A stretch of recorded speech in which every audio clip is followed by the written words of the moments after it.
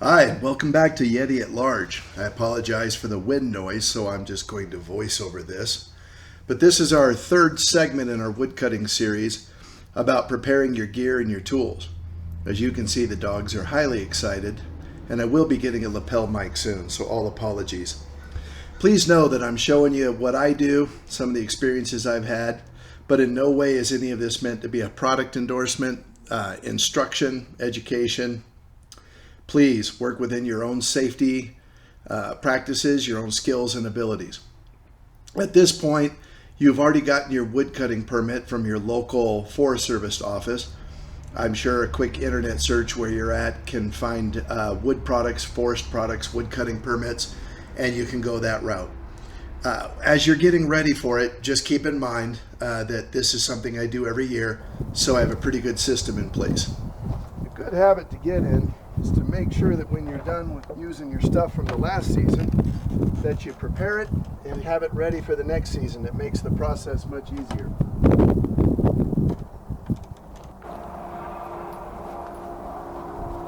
By properly winterizing, cleaning your equipment, sharpening your chains,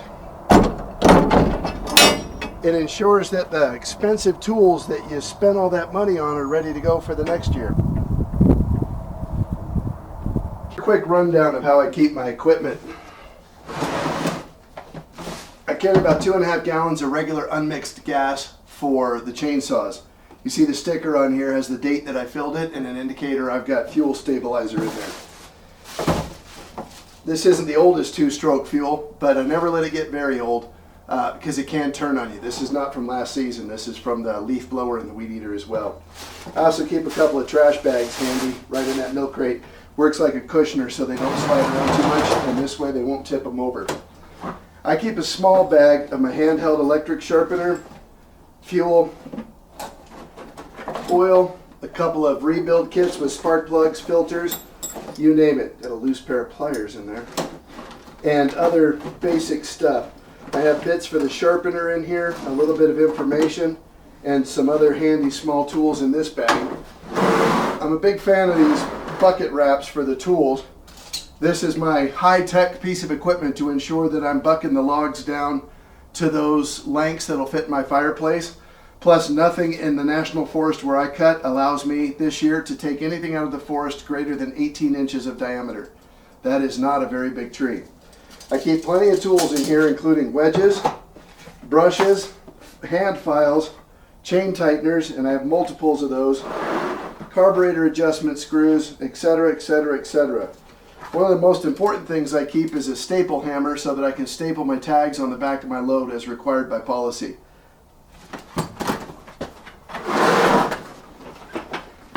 I'm particular about the clothes that I wear and the heavy-duty protective boots that I'll wear when I'm running a chainsaw. I don't wear a belt, but I do wear suspenders, and I keep my woodcutting chaps and my safety shirt in my bag, and that's pretty much what I use it for exclusively. Plus those boots are comfy as can get out. Doesn't look like it, but they are. I'm pretty focused on my safety equipment. I don't run the chainsaw without wearing my helmet, my ear protection, and this one has a built-in visor. I like this because I spend a lot of time climbing trees, and this reminds me that when I put this helmet on, to have my head in the right place, and I keep it in the bag to protect the visor.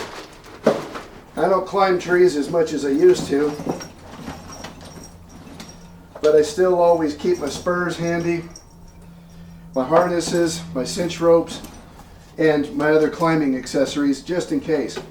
And I always keep the tree climber companion because it seems like every year I forget how to do the basic knots.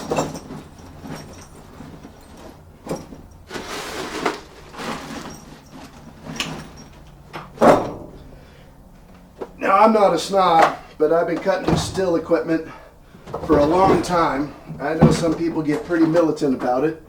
I'm more concerned about having a well-tuned, properly maintained saw that has a nice, sharp chain on it. We're going to talk a little bit more about the chains. I always travel with two size saws. I like these smaller ones for limbing and light work. This is the saw that I happen to climb with. I know a lot of arborists have the fancy ultra light climbing saws. They're $600–700, so I don't go there. If in the future, if I do resume any kind of climbing, I'm going to get one of the electric saws. The technology has come to the point now where they're just incredible. My large felling saw, and for any large diameter bucking work that I do, is this 391. Had a little trouble with this initially. The carburetor was vapor locking and the fuel was boiling. Went round and round with still several times on that. I don't know if I've ever gotten to much of a resolution, but if I manage the temperature of my fuel and I don't overuse the saw, I don't seem to have trouble with it anymore. You can see that I've left the fuel cap off and burned them dry. I don't worry about it because it's enclosed in this case, and so I don't feel like I'm going to have any challenges with that. I do have a slightly larger bar that comes with this saw than what I bought it with, and I use the commercial chains. Let's switch to that. I love this shot because it looks like something out of a horror film. But I keep my chains on this old tie belt hook thing in the closet, mostly because it's convenient, but I hate wearing ties. I clean my chains and sharpen them at the end of every year. This one here was used most recently for the limbing project that I had. So you can see it's a little bit dirty, shame on me, but it won't make its way back onto the saw until it's been properly cleaned and sharpened. The teeth are getting pretty small. They're almost to the wear limit here. So this one's about to get retired. When I inspect the chains, not only am I looking at the cutting tooth, but I'm also checking the raker. You want those rakers in place and they stay at the same height as the chain sharpens, because the smaller the tooth on the chain, the hotter it can tend to get, so you don't want that tooth overworking. Here's a pretty new chain in great shape with a large tooth. I use a Harbor Freight chainsaw sharpening jig, and it works pretty good for me. If you want to have your chains done professionally, they usually do a very good job, but that heavy duty equipment can take quite a bit of the chain, and I would rather do frequent small sharpenings than big ones. You'll see there's two different types of chains here. There's a yellow and a green. One of those is a commercial, one of those is more of a residential. Just builds in the safety features for the skill level of the user. Don't take any chances, don't use any shortcuts, and when in doubt, it's time to cycle that chain out. Hey, that rhymed. But hey, you don't want to take any chances having this thing come loose or break. Again, I'm sure sorry about the wind noise here. But when I cut wood, I almost always use this trailer. The professionals with the big cages on the back of their trucks won't, because a trailer's a hassle for them. But for me, I don't want to tear up the back of my truck. And the beauty is I can come home, unhook the trailer, and I don't have to unload right away. This is what would be considered a light duty trailer with a ramp on the back, easy to load from a wheelbarrow. It's got a good turning radius, and that 2.5 foot tall wall on a 5x10 trailer tells me if I get to that bottom of the wall, I've got a full cord of wood. I put a lift kit on it to make it handle better off-road, and I really like this one because of the wheelbase of the axle to the rear of the truck maximizes, it doesn't turn too quick and it doesn't turn too slow. I'll secure my load with the ratchet straps, and we'll close in on that here next.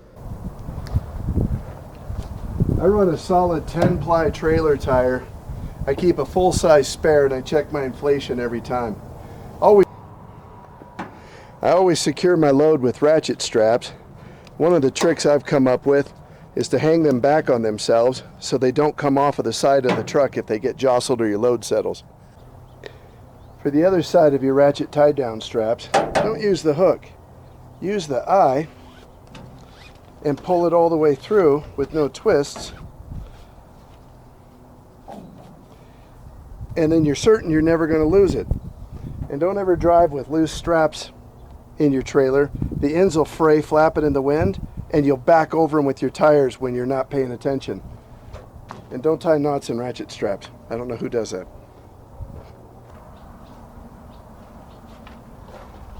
Ounce of prevention's worth 10 pounds of cure.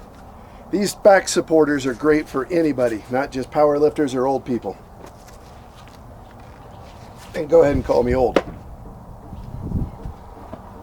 But this certainly isn't a class on pulling a trailer. If you don't know what you're doing, don't until you get some training and you're ensured that your trailer and your vehicle match and that you're in a good place. Don't be the person that drags their chains. Give them 3 good twists. Hang them up. Always double check to make sure that you got running lights, brake lights, and turn signals.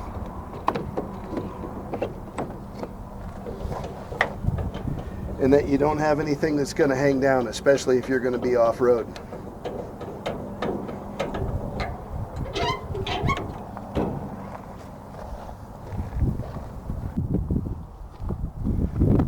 Now, I hate carrying wood when you're cutting it, so I use my wheelbarrow to get it through the woods because I don't drive off-road where I'm prohibited. And the front end of my wheelbarrow was digging into the ground a lot. So by adding a 1/2-inch block here, I put effectively a lift kit on my wheelbarrow, and with the rotational forces gave me just enough space. I don't drag the front end of that wheelbarrow. I use a compression style strap to secure my load so the wood's not falling off and I'm not having to ratchet like crazy.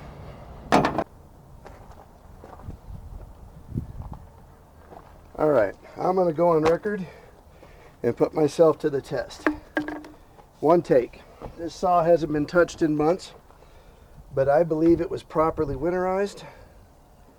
I have properly mixed 2-stroke fuel, and I utilize the same starting technique every single time I start this saw, and I rarely have trouble.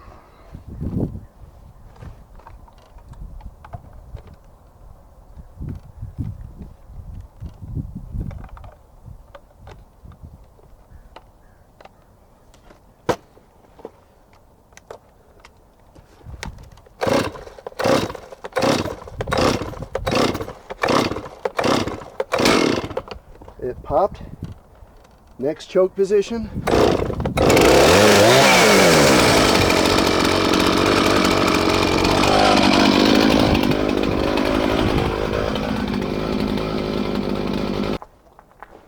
Let's see if we can go 2 for 2. I did put the cap back on this one though because I don't have a case for it. I didn't want duff getting in there.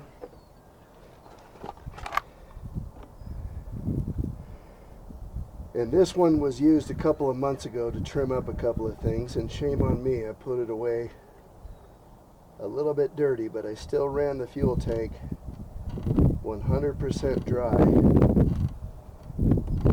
And yeah, got an old wine cork.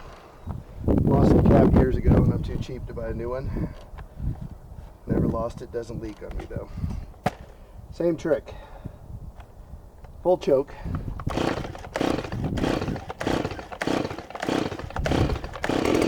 It burped to the next position.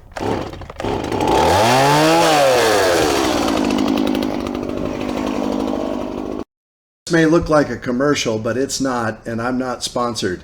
I love my stills. I've done a ton of work with them, but I'm Norwegian, not German. Husky, give me a call. I'm just saying.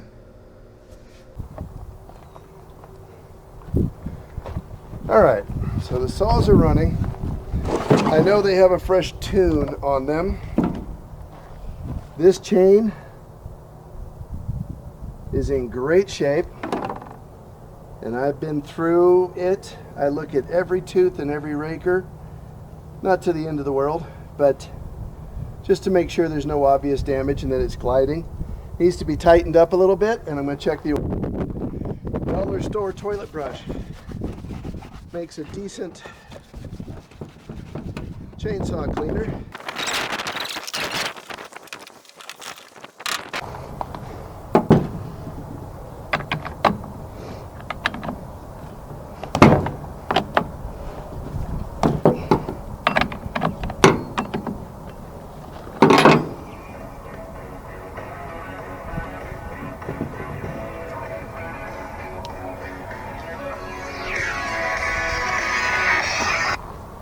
Yo!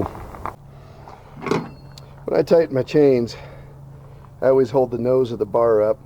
I want to see about that much tension, not too much, not too little. But I hold the nose up and I snug the 2 set screws on here gently, and then I'll tighten them down. They don't need to be over tight. just snug. But that looks pretty good.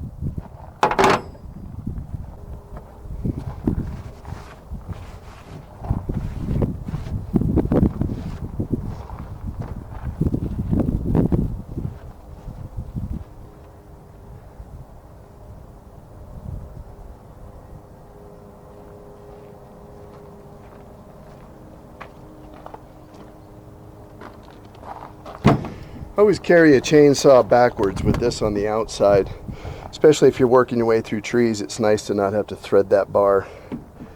This chain looks pretty sharp, and again I'll inspect every tooth and every raker for any obvious damage, and there's a lot on this one.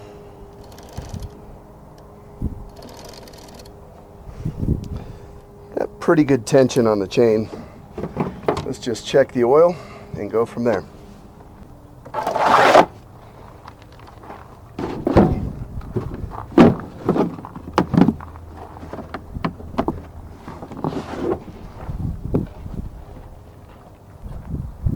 Well, the preventative maintenance we put in last year at the end of the season has really paid off. The saws are ready to go. The chains are sharp.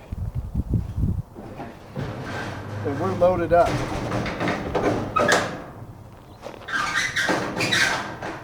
Remember, cutting wood can kind of seem like a chore, but why not make it fun? After all, you're spending a day out in the woods in nature. Let's go.